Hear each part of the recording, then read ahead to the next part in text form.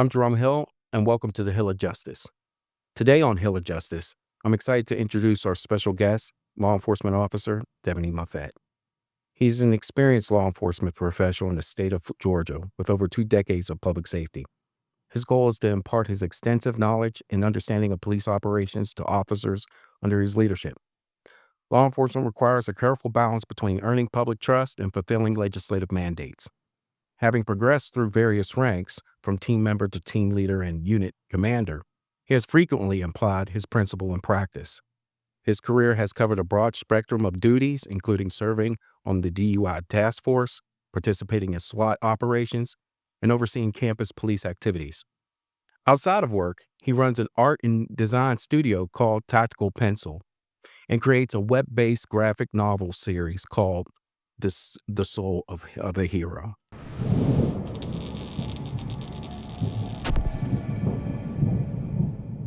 Welcome, Devin. Thank you for being on our show. And thank you, Jerome. It's good seeing you, brother. Yes, it is. Yes, it is. I want to bring up a scenario to you that, Okay. and I want to try something out that is pretty unique. So, obviously, you have an extensive background in policing, and so here goes the scenario because I want to get your take on how you would handle it. You get a call from dispatch, and dispatch basically is saying that there's an intruder on the property, whether it be a apartment complex or even a house. Let's just say a house. The individual who made the call is concerned that they're around the curtilage of the house. At this point in time, you go there, you have backup at this point. From this point on, knowing what you know, with just that simple narrative, how would you go ahead and handle that call? Okay. First of all, I already had backup, so I want to tell everybody to take a breath, stage it down, because everybody's mindset is going to be for the worst. Uh, Make sure that try to make contact first of all with the dispatch 911 operator. If the person's in the home, give them some type of signal that they're okay. Turn lights on, lights off, something like that. Let them know don't start shooting. We're going to go ahead and clear the house. Again, depending on where we are and depending on policy, I'm probably breaking out a long gun, shotgun, or rifle, and clearing the curtilage of the house and making sure that there's nobody around there.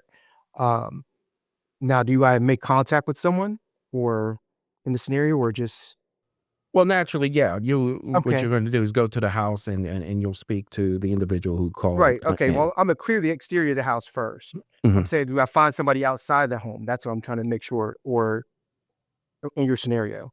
mhm. Yeah, and the reason why I gave you that scenario, it's pretty much predicated on what happened on July 6th.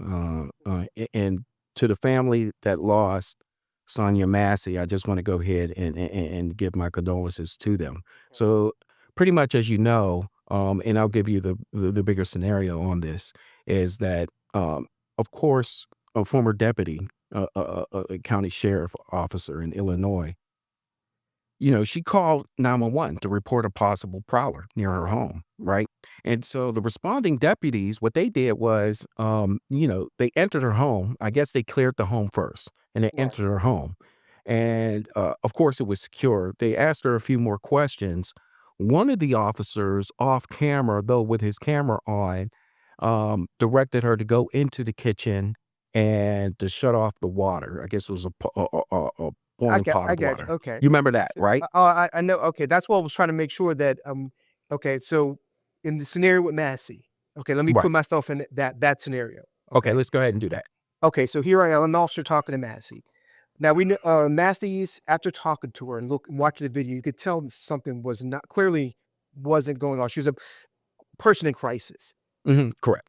And then on top of that, she tells me to get out of her house. Now at this Mhm, point, we realize there's nothing in the house. mhm, There's no this call is one of those calls that it is. And mhm, she tells me to get out of the house. I'm gonna say, have a good day, ma'am, and get out of her house.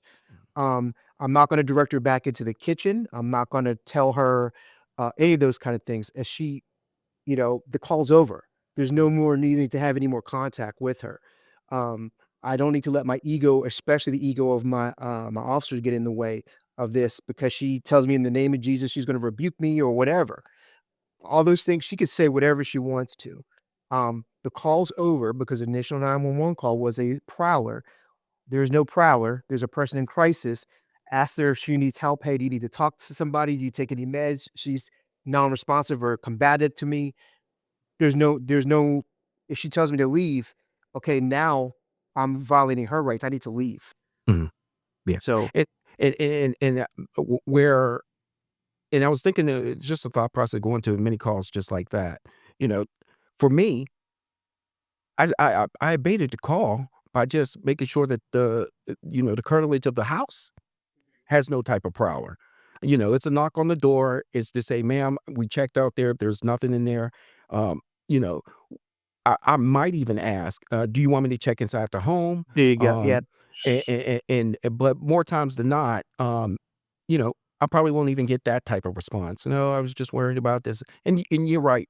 You do have the issue where she is in crisis, and it was pretty obvious and plain to see. I didn't see where I felt like, I couldn't notice that right away. But I have to go ahead and give myself some room to believe that, hey, guess what? I know certain facts because I'm watching it on camera now. So I gotta give some room to think that, hey, maybe these officers couldn't pick that up initially. But I think you picked up what I picked up. Why in the world would you ask someone to go into a kitchen? What do we have in the kitchen as law enforcement officers? What we know? Knives? Knives. She could We have a gun behind the counter. and She could well, here's something, this exact scenario, one of my ranger buddies, I spoke to his class about this, I wanna say about a month ago. We have high school students in a, criminal justice course were able to make that determination and say, why did that when we showed the video, we discussed it, they said, "Why did she go into the kitchen?" And then we discussed the distance, we paced off the distance, and I said, "Okay," we talked about, uses of, the appropriate use of lethal and deadly force. Um, she's boiling water, uh and they said, "Okay, well, she could throw yeah, she could throw boiling water on you." And someone brought up a knife, and I said, "Well, how accurate has anyone ever thrown a knife?" And some have as they say, I mean, like, so you're Batman, you could take these batarangs and hit somebody dead center with it. Again, there's plenty of other things that could have been done besides, a 10-ring shot on that unfortunate day. I think that, the officers definitely should have handled it differently. Um, what that was a failure in training. I blame the training department for that. Well, not blame, I hold accountable the training department for that. And I hold accountable the police culture we have for that. Because we both went to the academy around the same time. We're pretty much the same age. mhm, We've known each other, I would say, almost our whole lives. So mhm, we probably see things a lot similarly. Um, in training, the officer always dies.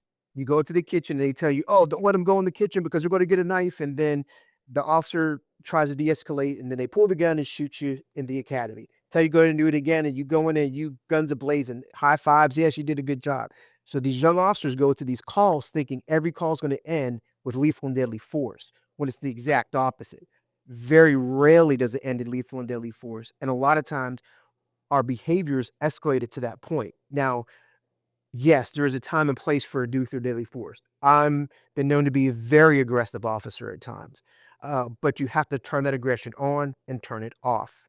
And this was one of those situations where I believe training, and better de-escalation and training, letting officers know, okay, when the call is over. A good friend told me talking past the close, the call's over, leave. Have a good day, man, because that's normally when the problems happen is whenever we extend these calls longer than they have to be, our egos get in the way, we start finding other things to argue about or fuss about or debate about with citizens, and then it gets worse when we could say, "Have a good day, man. Call us again if you need us."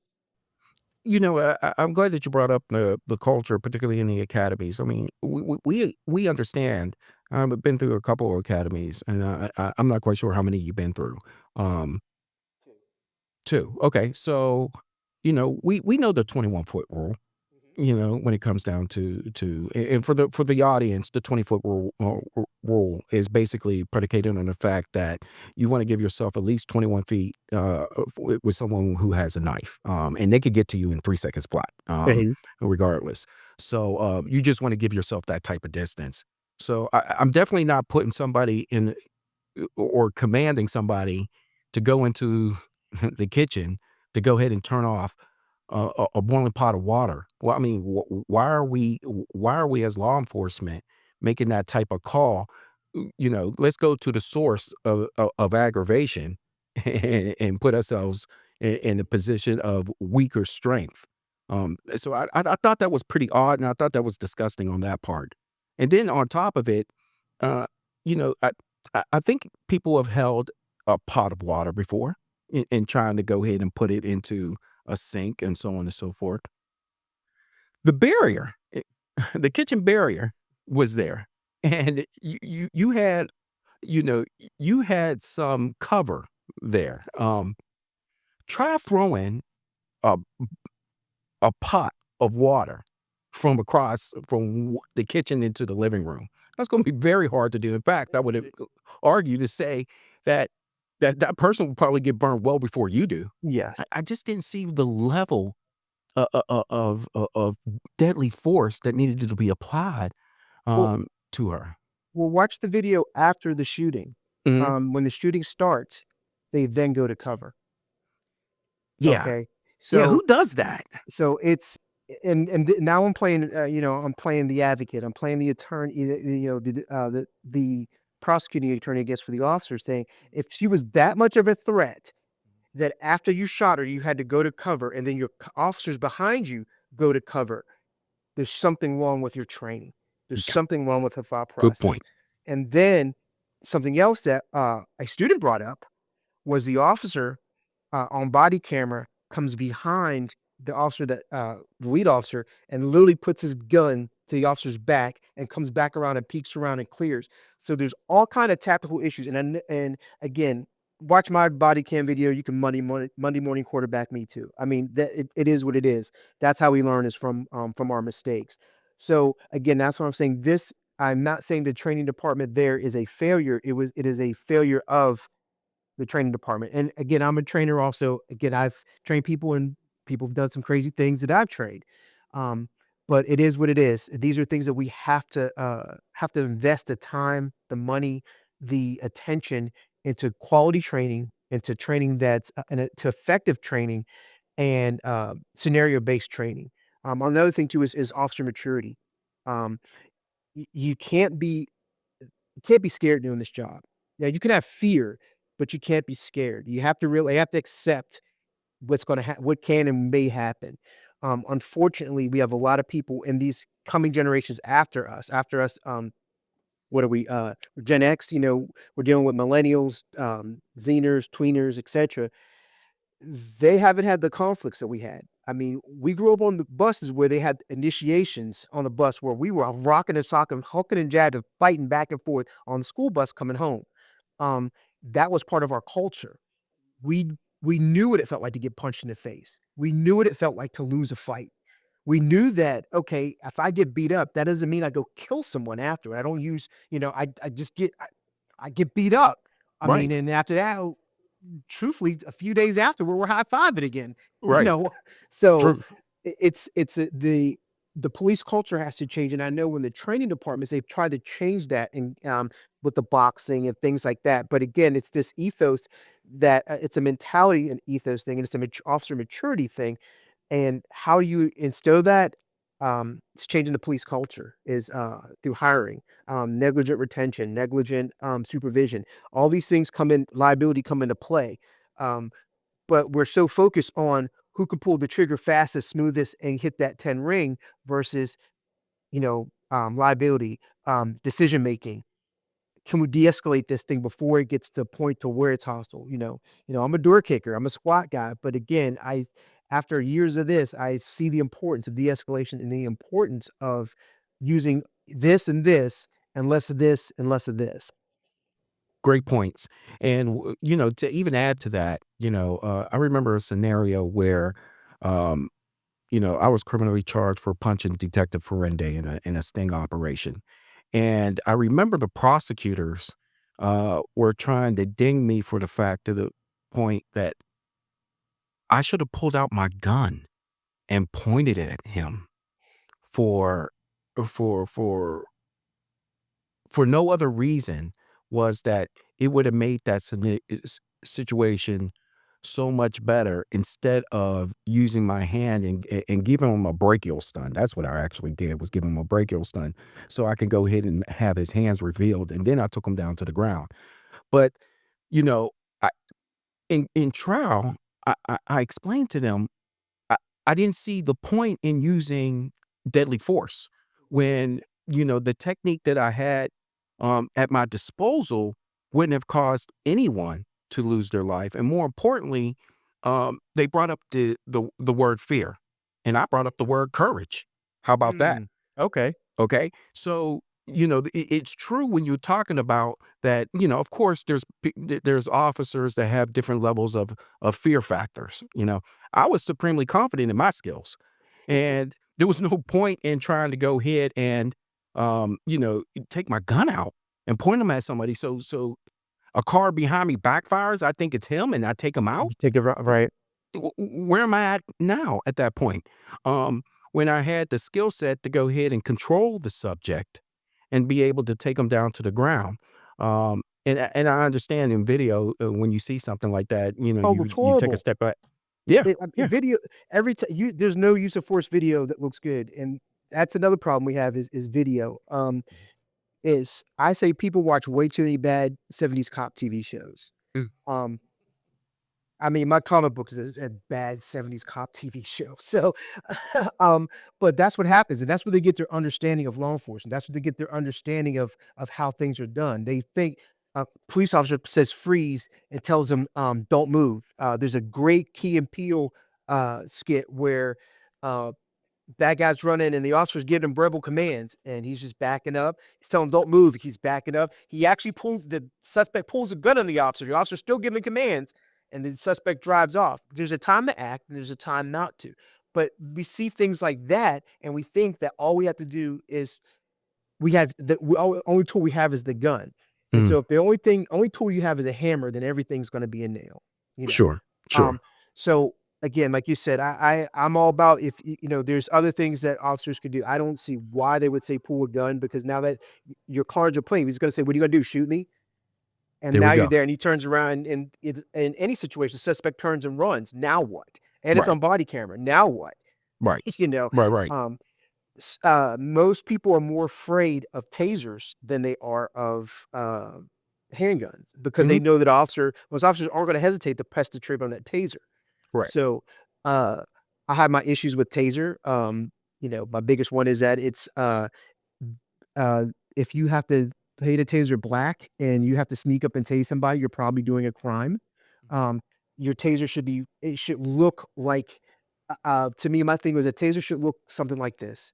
They should say, he pointed that mouse at me and pulled the trigger. Next, you know, I felt a lot of pain versus he pulled that yellow gun at me where the officer goes and you're so used to pressing it out. It's the first time I had to use a taser, I did not see the laser dots, or the laser beam. I saw that front sight because we're so used to training like Sure, this, sure, and, you know, I pressed the trigger and thank God, it was a taser and I tased the guy and I realized in my use of force in my debriefing, I was like, they asked me, "Did you see the beam?" I said, "No, I didn't see a laser beam. I saw a front sight, flash front sight, lined it up and got the suspect." So sure. I think that if Taser was like this, it would force, officers to use those beams. Citizens would know that it's a Taser. Now, would they know they're gonna get tased? Probably. But again, most of us who are, been through Taser training and instructors have been tased, so we know that it hurts. That's Mhm, about it, and after mm, it's over. yeah. Yeah, I took a ride on that lightning, rod, and it was not fun. It does hurt. Oh, I've taken it a few times. Yeah, sure. I fought people on SWAT calls and in the closets, and most times what happens is you're fighting somebody in the closet, and your backup comes, and they say, "Taser, taser," you just lock up, and you know you're taking the ride with them. It's happened to me a few times, but it's the price of doing business. But you just know it's pain. It's pain it's muscle um, disruption, neural disruption and pain compliance together. So, and normally that person that's riding with you, you know it's coming, so you know what to expect, and uh, so Yeah, I wanted to talk to you, let's go back to Miss Massey. yeah. You know, so just thinking about it on the flip side, so not so much as us officers on what we would do and how we would go ahead and fix the issue. What does a regular citizen do when they're confronted with an officer who is, you know, I mean, Re- a wild hair? I mean, I, that's basically the best way I could describe it. well, again, there's a lot of de-escalation. Mhm, Okay. Let's say and I told I was talking to a Reverend Sharpton years ago mhm, about this. Um, I said, you win your battles in court, mhm. not on the side of the road. You're going to always lose on the side of the road because there's always backup coming. There's always somebody else coming to bring some pain with law enforcement. So a lot of times what escalates in most problem situations are traffic stops. And why are people upset about the traffic stop? The officer had the audacity to stop me and tell me, no, I can't speed. No, I can't run through a red light. No, I can't do whatever I'm doing. Okay. And then on top of that, my insurance is going to go up because he's going to write me a ticket. So people are upset about that. And then we put into the idea, oh, and he's probably he's gonna shoot and kill me and take me to jail. So how do we de-escalate that? Sign the citation. It's a ticket. It's not it's not in most while we're trained and we're training in the academies, signing is not admission of guilt. Just say that you sign a citation, you'll either pay the citation or you show up in court and make a plea. That's it. Um, I think if citizens realize that they just, hey, I'm just signing a citation. Here you go. There's no reason to keep the window rolled up and a whole bunch of attitude. And the officer asks you for your driver's license and hold it up against the window, that kind of thing. Yes, officer needs to ego needs to de-escalate and say, okay, well, I've got the information. But again, there's things that citizens can do to make situations easier. Um, uh, if they want to film, do it in a way that's not obnoxious. Say, well, officer, I have my camera. I'm filming this situation just like your body camera's filming. I'm totally compliant. Mhm. You know, um, Right, right, right. does that stop an officer that's out of control? No, but it can help. And now and then we do have some out of control officers, and unfortunately, those are the videos that make it that we see versus the countless ones that go smoothly, even when people were being irate and difficult and non-compliant with the officer that's detaining them. To talk about the camera situation, and of course, nobody wants to go ahead and impede our investigations. We hope that people understand that is crucial in what we're trying to do. We're really trying to get into someplace, get done with it, and be back out. But it is true that at least with filming something, there's been several times where I'm going to a call where there's a mental health crisis Hmm.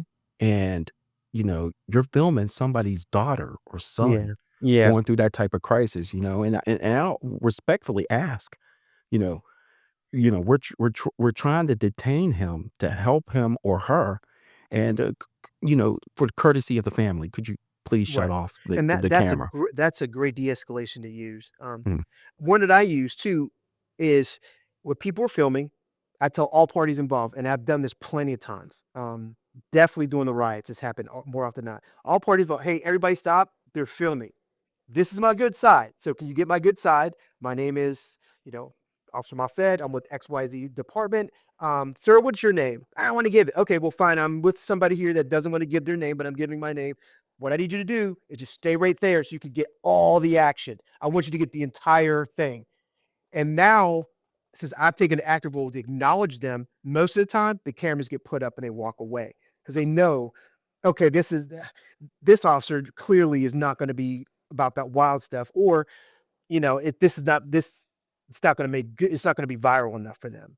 So I acknowledge them and I use it to my advantage, and it's worked, and mm. it is what it is. So there's different tactics you can use. Sure, sure, sure, sure. I'm gonna ask you a challenging question, Okay. and, this goes back to your young self and where you are at now. Looking back in your career, is there anything you wish you had have handled differently, or now that you have, some practical experience in handling that you say to yourself, "Man, I wish younger me would have known to handle that situation better."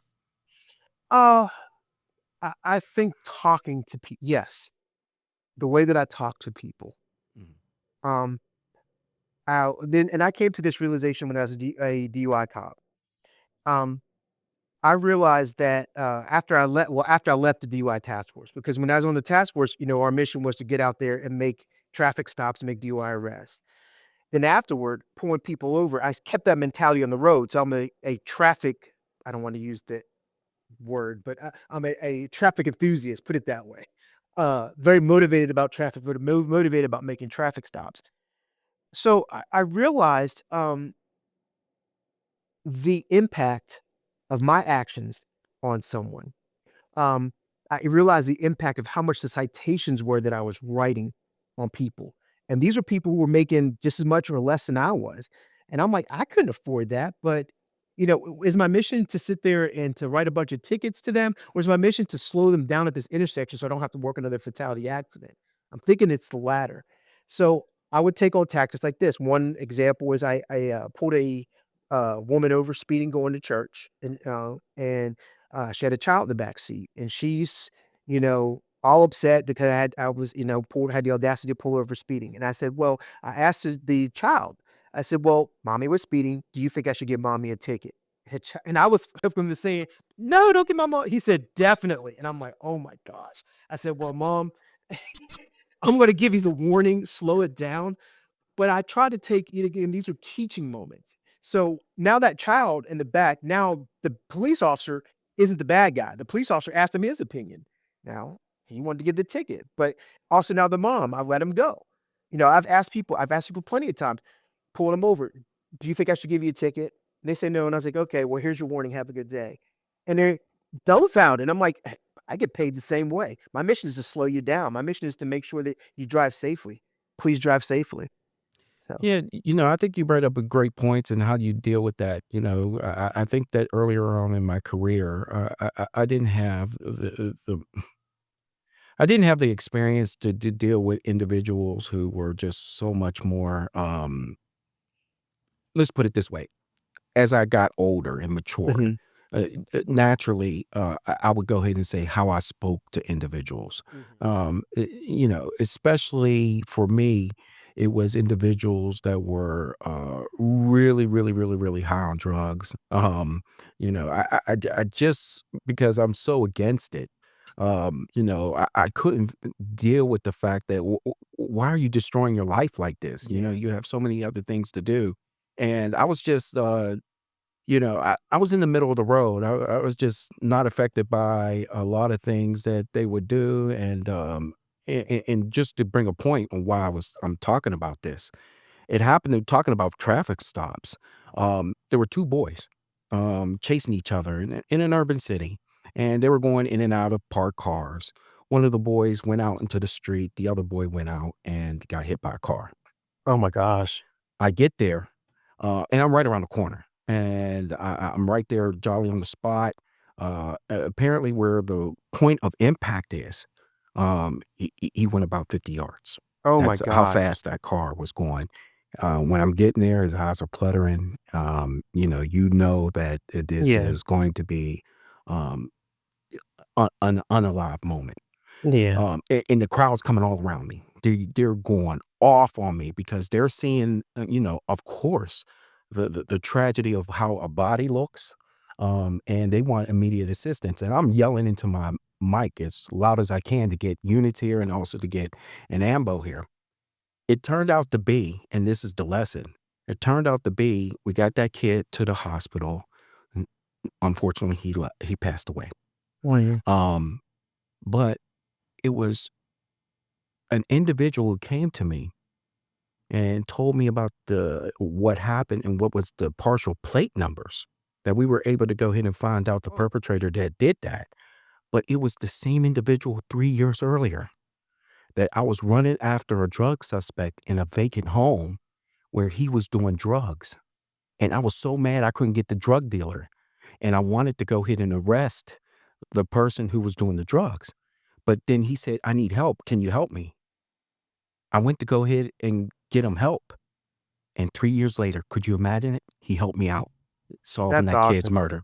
And so I think what you said is just brilliant on that point. And, it gets me to this point because we had so much loss in our lives, you know, um, And I want you to come back on, Deb, because I Absolutely. think that one of the things I want to talk to you about moving forward is, how do we process the emotional impact that we go through in each of these incidents that we Well, experience?